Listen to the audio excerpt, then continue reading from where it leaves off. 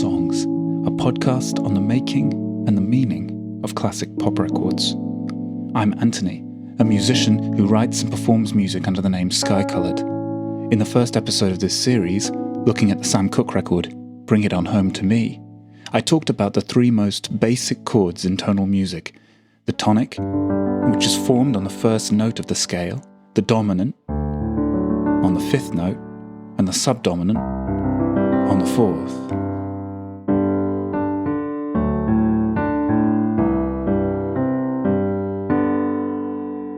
These form the basis of harmony, the relationships between chords of pop music.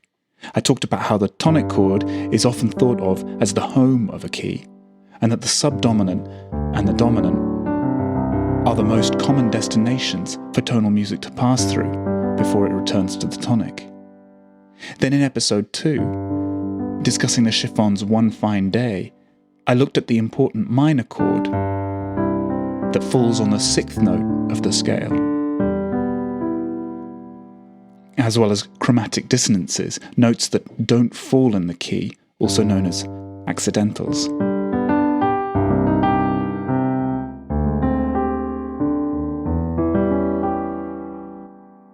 And I talked about how these musical devices can darken the surface of otherwise optimistic, otherwise comforting popular music. In this episode, I'm going to look closely at the classic duet between Marvin Gaye and Tammi Terrell, You're All I Need to Get By, to explore harmonic devices that songwriters can use to alter the emotional effect of a chord sequence. These aren't whole new chords in themselves, but rather ways of handling them, varying their effect, either through adding notes onto the basic triads, what we sometimes call extensions, rearranging the distribution of notes in the triad, what we call inversions, or more generally, the voicing of chords. But the first thing I want to talk about is the prominent use in this song of what we call pedal notes, a note that is held across several bars as chords change around it. Typically, a pedal note is heard in the bass, underneath all the other musical material, and the most common form of it is the tonic pedal, where the note being held on underneath everything is the tonic note. This is exactly what happens throughout the opening of this song. You're all I need to get by.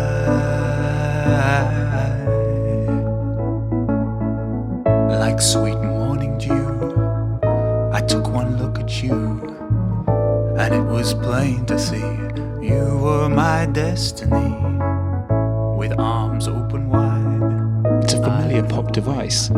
In these examples, we can hear the pedal note functioning to build suspense, giving a sense of development, while simultaneously, perhaps paradoxically, suggesting a rootedness, as if letting us know throughout the build-up that it knows exactly where it's headed, as somehow it's been there all along.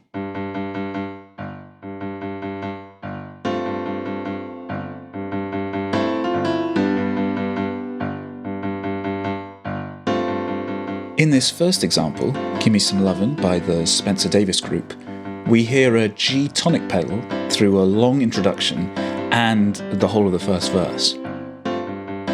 Well, my temperature's rising and my feet on the floor. 20 people knocking cause they wanted some more. Let me in, baby, I don't know what you got, but you better take it easy at this place is hard. At this point in the original recording, the harmony changes, and this is similar to the use of pedal in You're All I Need to Get By. It functions to build tension through the opening sections before a sudden shift in the chorus. But there are songs that use tonic pedal throughout, and the effect is one of never-ending build, used, appropriately enough, in a song about never stopping, Michael Jackson's Don't Stop Till You Get Enough. Power, oh, the power is the force of love that makes it happen. It asks no questions why. Or this time in a minor key, Phil Collins' In the Air Tonight is another song about looking ahead to something, and that feeling of anticipation extends through the whole song on a D minor pedal.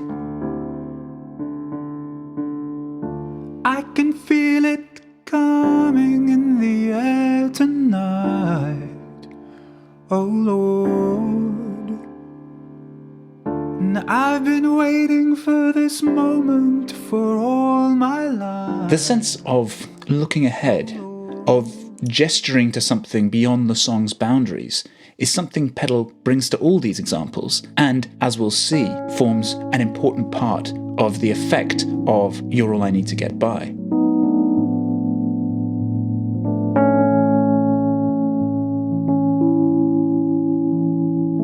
And it's not just the use of pedal that maintains this fine balance between shifting movement and groundedness.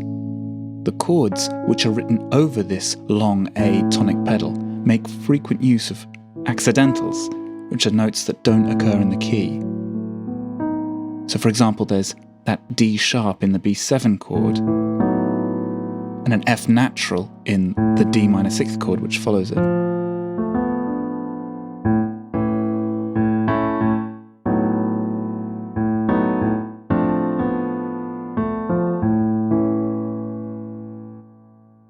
The chords themselves are made richer and more complex by the use of extensions.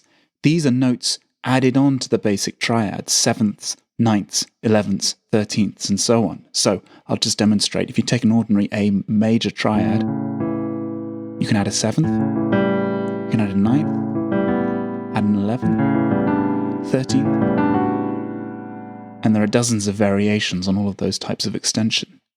Extension is a term that's taken from jazz harmony, and although 7ths are standard extensions in all music derived from blues, notes like the augmented 6th in the D minor 6th chord are not, lending the music an unstable, enigmatic quality. To counterbalance this, the chords are very evenly distributed. We have one chord for each bar, and the sequence sticks to a standard 4-bar repeating phrase. In addition to all this, the melody is a steady, chromatic, stepwise movement downwards to the major third of the tonic chord. All I need to get by. Chromatic means just moving in semitones,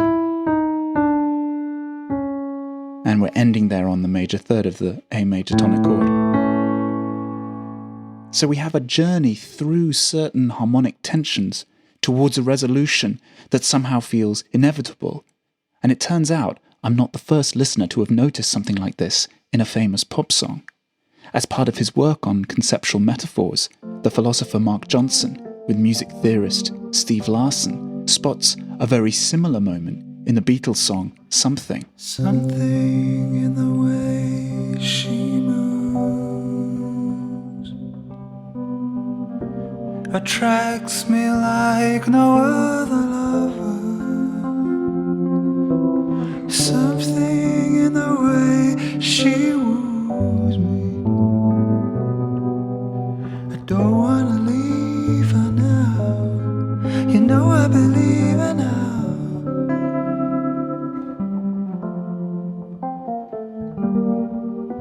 Somewhere in her smile she knows that I don't need no other lover.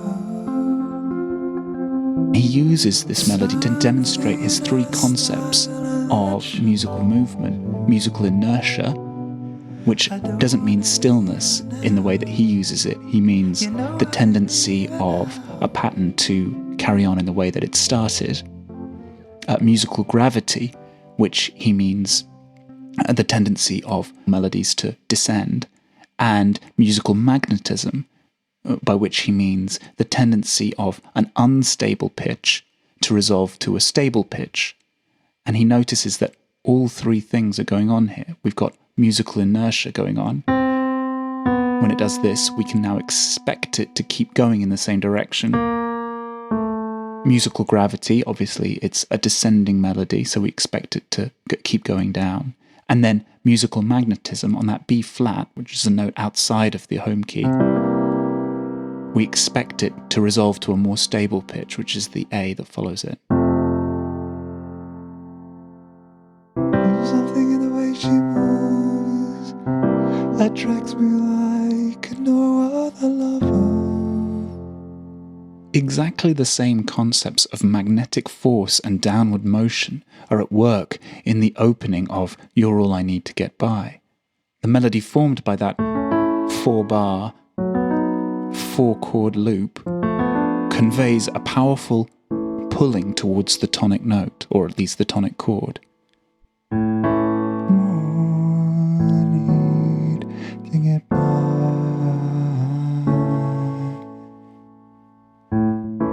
So the music of the opening is a delicate combination of suspense and groundedness, and the tonic pedal contributes to both. That all changes, however, at the start of the chorus. The tonic pedal ends at this point, and the rate of harmonic change doubles. Dedicate my life to you. I will go where you lead, always there in time of need. And when I lose my will, you'll be there to push me up the hill. There's no looking back for us. We got love, sure enough, that's enough. You're all I need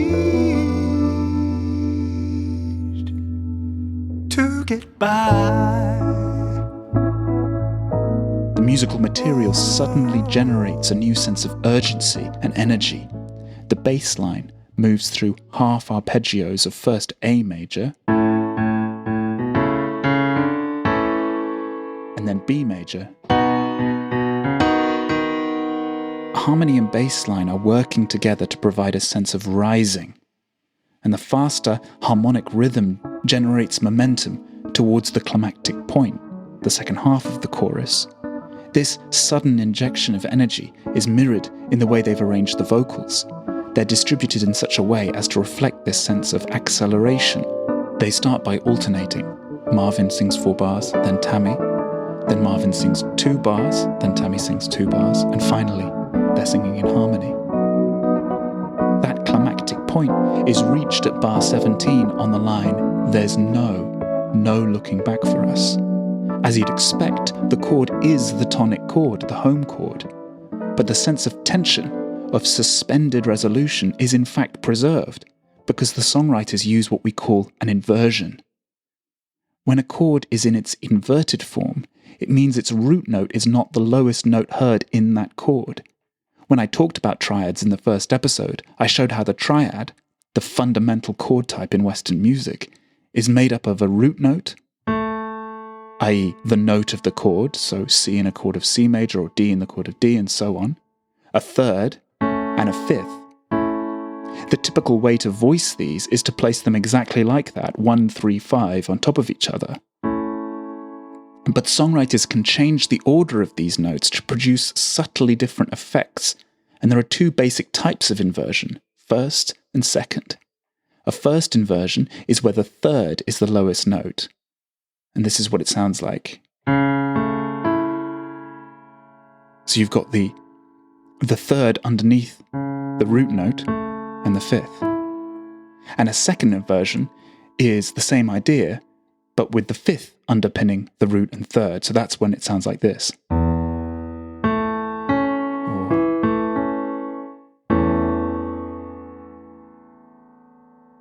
In each case, using an inverted form of the chord makes it feel a little less stable. Literally, it's less rooted. The root note is not the lowest note, and thus does not have the sort of harmonic precedence it usually does.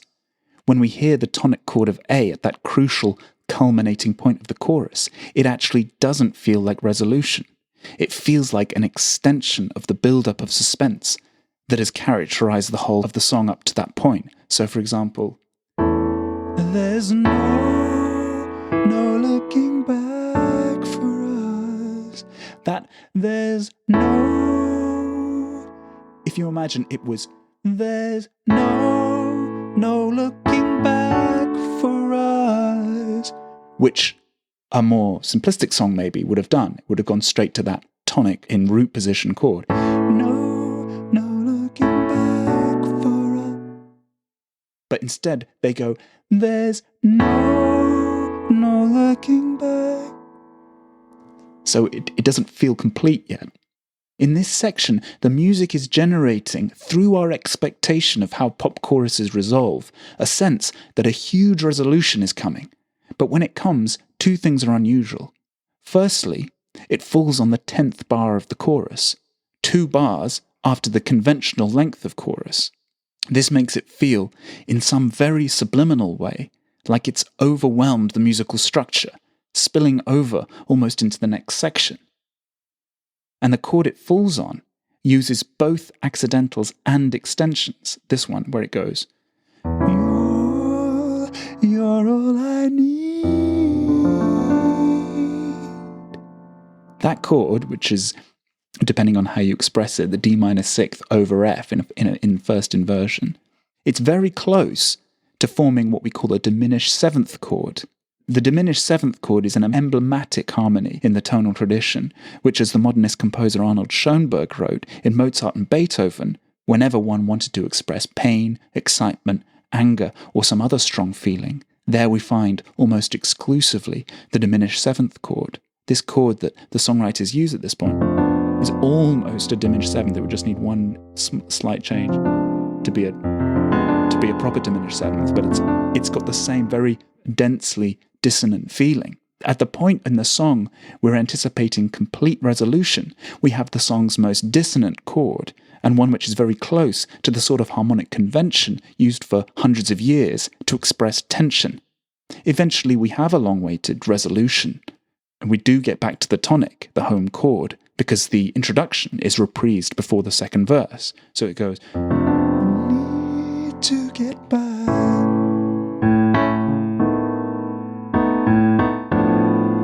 And we're back to that. But it doesn't come via a conventional cadence. We don't get any. It just goes straight from one to the other. And I think that preserves the sense of something unresolved on that word, need to get by. And of course, with the return of this introductory music, we're right back in that succession of extended jazzy chords with all the sense of ambiguity they bring.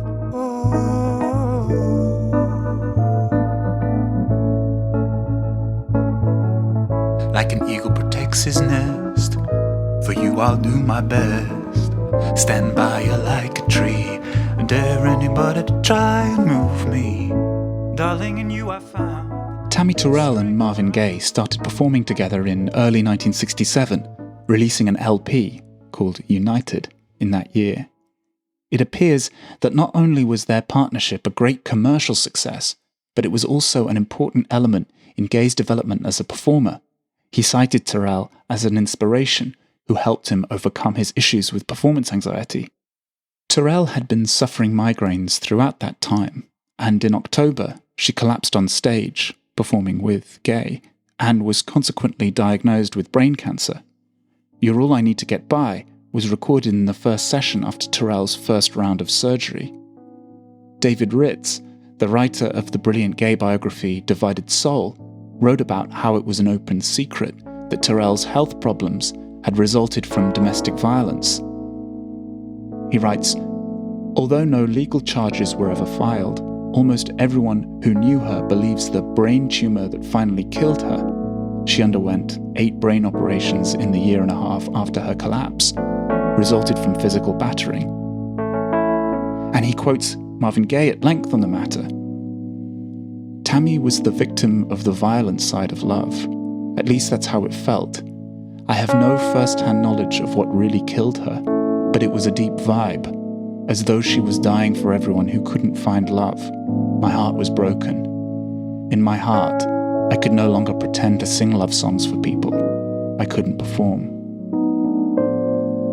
In a brief period out of hospital in early 1970, Terrell made her final public outing to see Gaye perform at the Apollo Theatre in Manhattan. When Gaye saw Terrell in the audience, he went up to her, and the song they sang was You're All I Need to Get By. She died in March of that year, and this was also the song that played as Gaye gave his eulogy at Tammi's funeral. There seems to be something about the song which helps people find solace in bereavement. When I first lived in London, I worked as a waiter at Ronnie Scott's jazz club in Soho. Very early on in my time there, the young drummer, who had been in the house band before I arrived, had died in a car crash, and when they held a tribute concert for him, this was the song chosen to finish the night. The song is a pledge song. It consists of a series of statements from each partner that they will commit themselves to the other forever, like an eagle protects his nest. Looking to the future and seeing unending happiness and devotion is one of the most common pop song tropes there is, and on the surface, it makes this song a strange choice for accompanying the act of remembrance. I think there are two things going on which people hear. Firstly, as we've seen, the song is kept within standard tonal harmony, but from the start, there are notes and chords which stray outside the home key, including, most dramatically, that final chord of the chorus. The combination of the extended 10-bar chorus form, which seems to spill over the standard 8-bar structure, with that elongated note on need, lingering over a strikingly dissonant chord, is a gesture of reaching beyond the confines of regular pop song structure.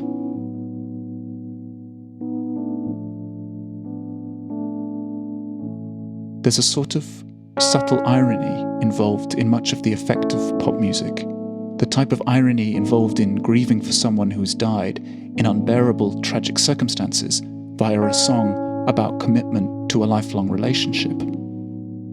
James Baldwin, in his famous essay about the state of race relations in America in the early part of the 1960s, The Fire Next Time, wrote, "In all jazz, and especially in the blues, there is something tart and ironic, authoritative and double-edged.